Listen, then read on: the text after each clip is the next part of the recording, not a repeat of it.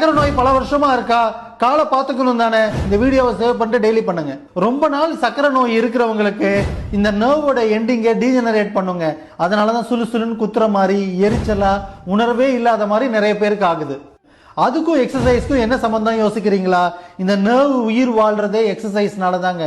இந்த இன்ஃபர்மேஷன் பிரெயினுக்கு கொண்டு போய் கொடுக்குற எபிலிட்டியை இன்க்ரீஸ் பண்றது எக்ஸசைஸால மட்டும்தான் முடியும். முதல்ல உங்களுக்கு இந்த பிரச்சனை இருக்கா இல்லையான்னு கண்டுபிடிக்கிறதுக்கு கண்ணை மூடிக்கோங்க. பொறுமையா ஒரு விரலால உங்களுடைய பாதத்தை ஃபுல்லா நீங்க சென்ஸ் பண்ணுங்க. இந்த இடத்துல தொடுறதும் இந்த இடத்துல தொடுறதும் சேமா இருக்கான்னு செக் பண்ணிக்கோங்க. நடக்கிற ரெண்டே விஷயம், ஒன்னு வீக் ஆகிறது, இன்னொன்னு பேலன்ஸ் இல்லாம இருக்கிறது. இது ரெண்டுத்துக்கும் இந்த எக்ஸசைஸை கட்டாயம் பண்ணுங்க. போட்டு எடுத்துட்டு காலை முன்னாடி தூக்கி விடுறது, சைட்ல தூக்கி விடுறது, பின்னாடி தூக்கி விடுறது, தொடையை இப்படி முன்னாடி தூக்குறது, காலை மட்டும் பின்னாடி மடக்கிறது, குதிகால் தூக்கி விடுறது. இந்த எக்ஸசைஸ் எல்லாம் ஈச் எக்ஸசைஸ் 45 ரெப்பிடேஷன் பண்ணுங்க. பேலன்ஸ் இம்ப்ரூவ் பண்றதுக்கு ஒரு கால் முன்னாடி ஒரு கால் வச்சு டேண்டம் ஸ்டாண்ட்ல நின்னுக்கோங்க.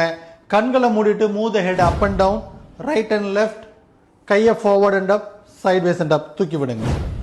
கட்டாயம் சுகர் வந்துருச்சுன்னா பாதத்தை அஃபெக்ட் பண்ணி தாங்க ஆகும். அது வராம இருக்கிறதுக்கு பிரிவென்டிவா இந்த எக்ஸசைஸை ரெகுலரா பண்ணுங்க. Chess for the information, doctor Ram.